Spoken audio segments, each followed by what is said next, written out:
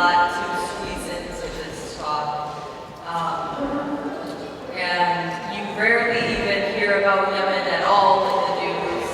And it's been particularly, their choice of their subjective coverage has been very obvious lately with the story with Jamal Khashoggi, because there's been this outrage over this single death, and people all of a sudden now want to oppose Saudi Arabia, and they massacred thousands of people over the past 3 years without so much as a peep from these same outlets. So that makes it so obvious that their false outrage over one of their own is just for self-preservation and nothing more.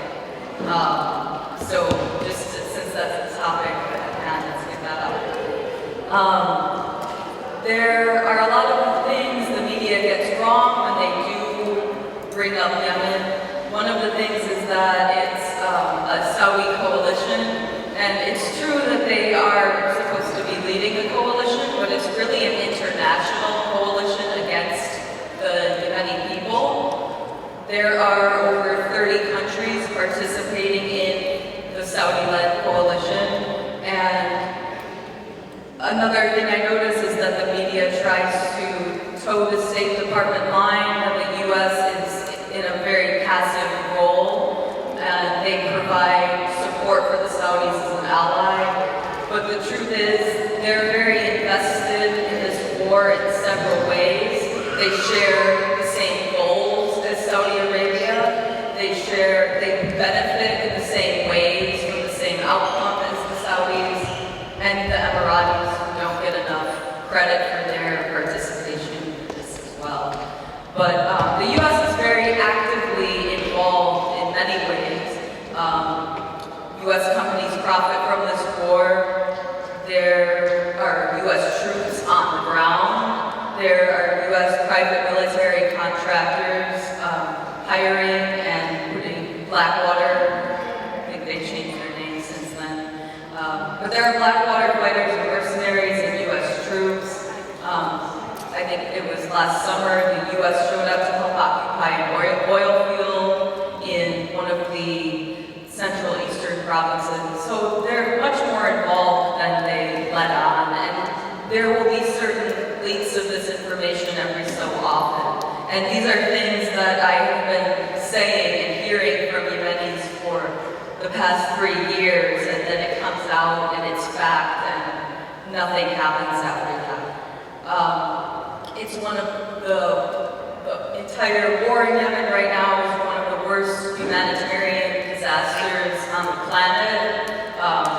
Some say since for many, many years even. A child dies every 10 minutes. Over 247,000 children have died since the war started from lack of access to food and medical care. And I guess a good segue into that would kind of talk about how I responded to the recent UN report. The UN commissioned a group of experts to investigate the war crimes from the airstrikes. And we often hear about the airstrikes, and that's a good thing. We should hear about the airstrikes because they're awful. I mean, the Saudis just basically carpet bomb wherever they feel like it.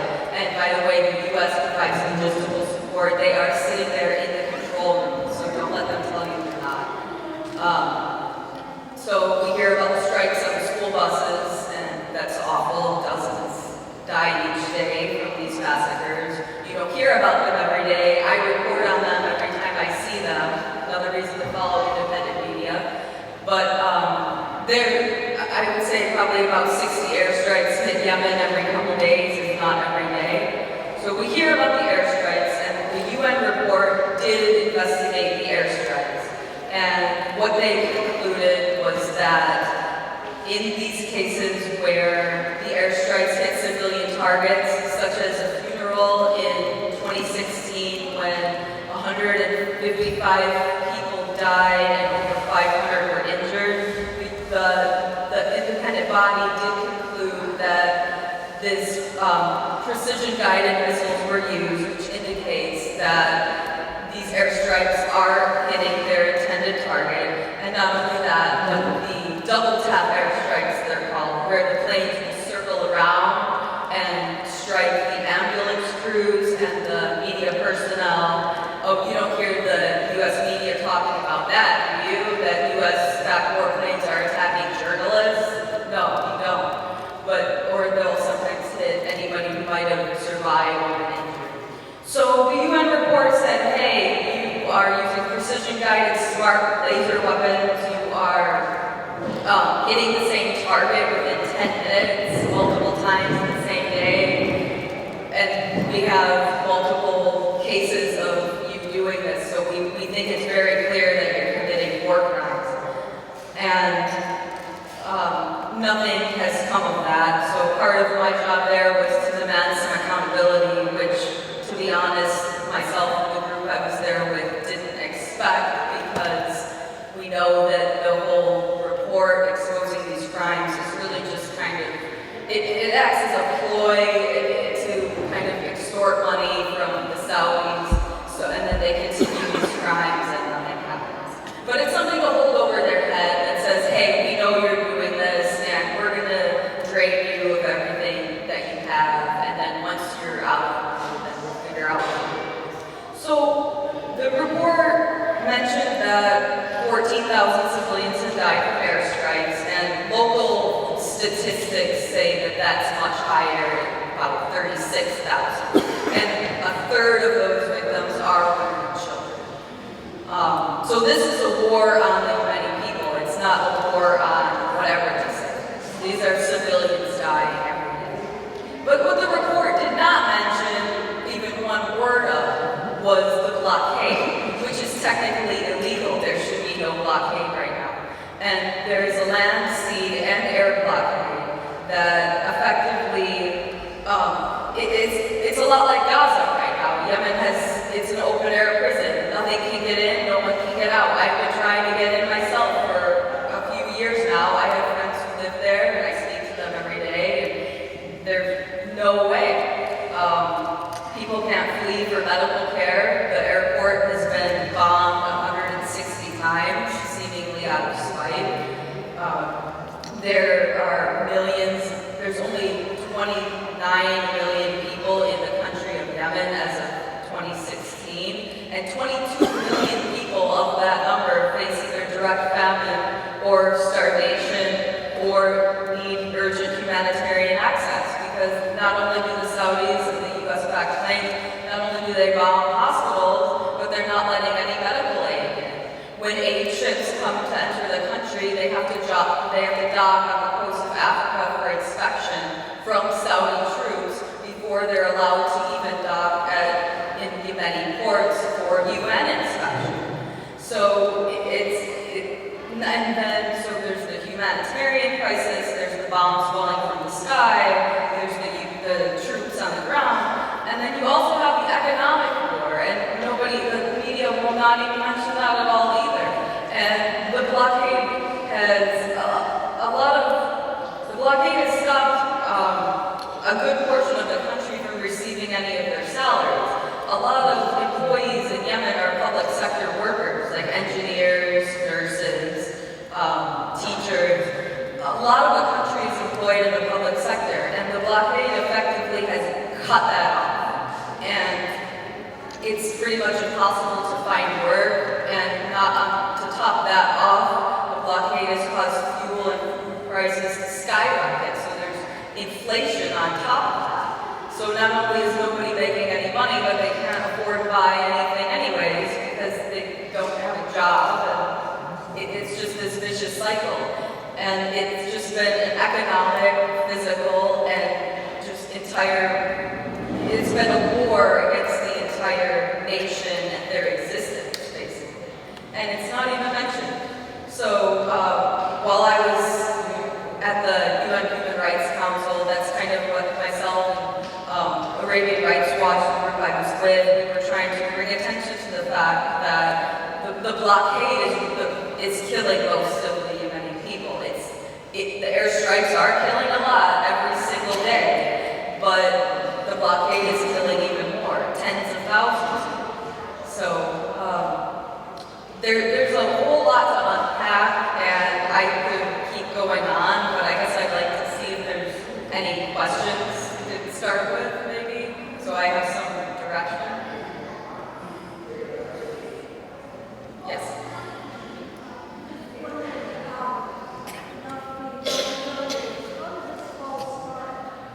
That's a good question. How did it all start? Okay, well, let's see. The Obama regime started. The question was, how did it all The start? question was, how did it start? Why is this happening? Well, the U.S. media will blame the boogeyman Iran, of course. But what happened was, let's see, in 2011, when we saw a lot of the manufactured and some genuine, quote, Arab Spring protests, there were genuine protests in Yemen, and they wanted the then President Saleh to step down. And Saleh coordinated with, I believe it was the then Vice President Hadi, behind closed doors in Riyadh to basically hand over power to Hadi, who was expected to be a Saudi Arabian puppet, to prevent any kind of effective change or revolution that could threaten Saudi and U.S. interests in Yemen. And the Yemeni people did not stand for that. So everything we've been seeing take place since then has been Saudi Arabia trying to prop up their failed puppet government, who I have not heard one single Yemeni person in the north or the south, anywhere. I have not heard one single person say they support this puppet government of Hadi. A lot of Yemenis in the country have disagreements about who they would like in charge and how they would like to run things, but they do not want this U.S. and Saudi-backed government. So that's basically what is happening now. The Saudis are trying to impose a government there, and the international community supports their decision to do that at all costs. Yes? Now, like 3.5 years, right? Yes, 3.5 years. Into this Yemeni, massacre. And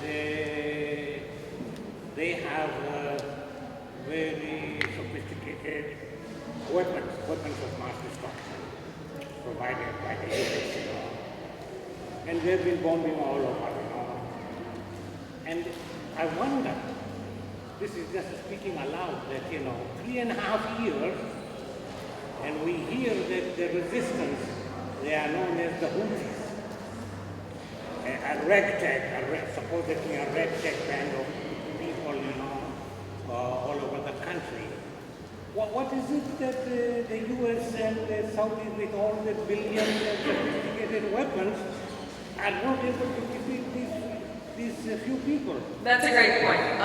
So yes, the way the media frames it is though the Houthis, ISIS, they call the group of ragtag rebels, are standing up to the most powerful military in the world, effectively, because the Saudis have all this U.S. military equipment. And that's another thing the media leaves out, is that this is not a group of ragtag rebels. This is a organized, formed coalition. It's not the Houthis. The Houthis are a small tribe, and that might be part of it, but this is a broad coalition of many Yemeni political factions and groups that that support this revolution that's happening against imperialist interests in their country. So, on the military power aspect, the former president used to receive hundreds and millions of dollars from the Bush regime. So there are stockpiles of missiles and weapons. So they've been able to modify these weapons and use their own engineering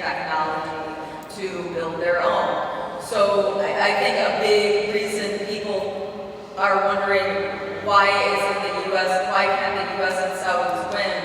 Well, the media doesn't tell you what they're up against. They're up against people who actually believe in what they're fighting for, people who are politically organized, people who are militarily trained, who are not a bunch of barefoot rebels running around throwing stones or whatever they try to make it seem. Which I don't know why they try to make it seem that way, because it's extremely embarrassing when they frame it like that. But I do understand that they try to downplay their support, because they wouldn't, the U.S. and the Saudi coalition would have succeeded in their war if the so-called Houthi Ansar Allah and their supporters, if they didn't have the support of the Yemeni people, this war would not be happening right now. The U.S. and Saudis would have ended it a long time ago. One more question, okay, Randy? Yeah. One more question. Okay. She's back there. Yes.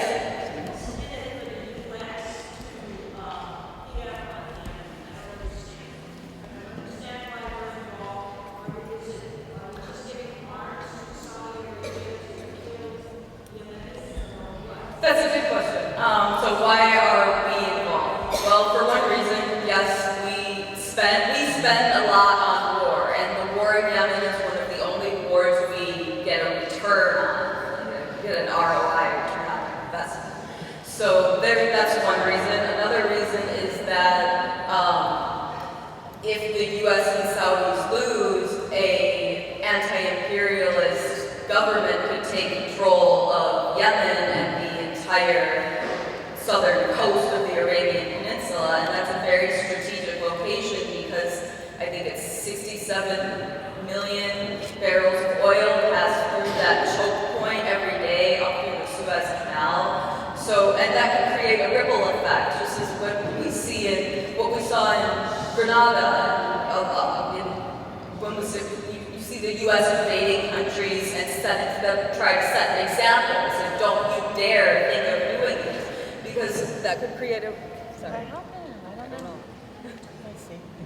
I'm sorry, we're going to be able to take two more questions. You had a question, just two more, I'm sorry. Maybe Randy will be able to stay a little bit and talk to people. I'm sorry, we're really far behind. And we just lost the microphone. So,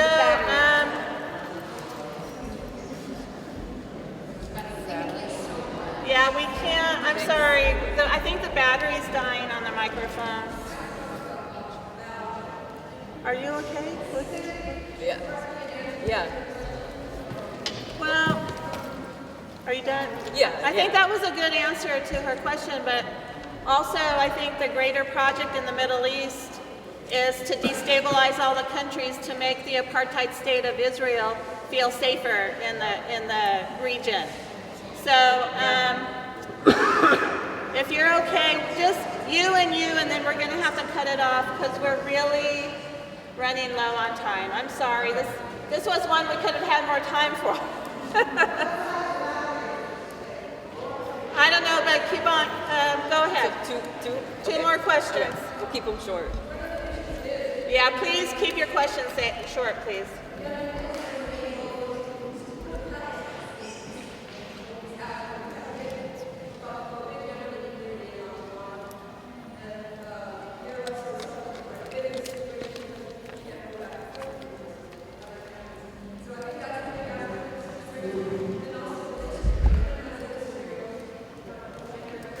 Resistance.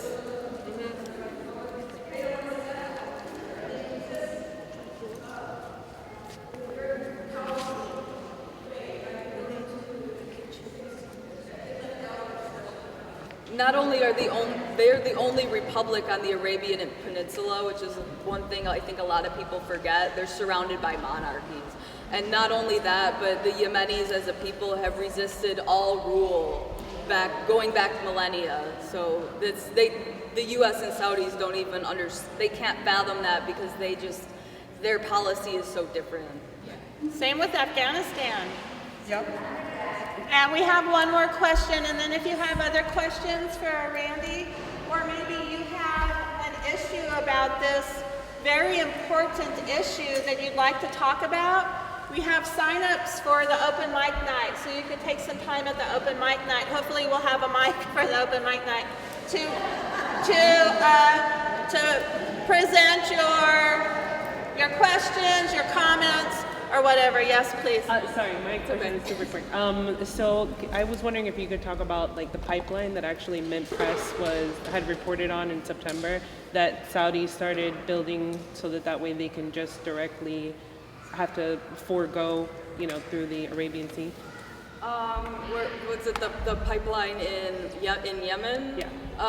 Okay, I'm gonna guess that was in Marib province where the U.S. and Emiratis have started occupying, and yeah, a lot of Yemenis believe that they are stealing their oil in Marib province to fund Mohammed bin Salman's Vision 2020 because they suspect that the Saudis are running low on their own oil reserves, and they've become an imperialist power themselves now, and they need to seek out capital elsewhere. We have no more time for questions. Sorry. They just need the war to continue. It doesn't really matter if they win or not. They just want to leech it up. I have to say, you're absolutely right. There's no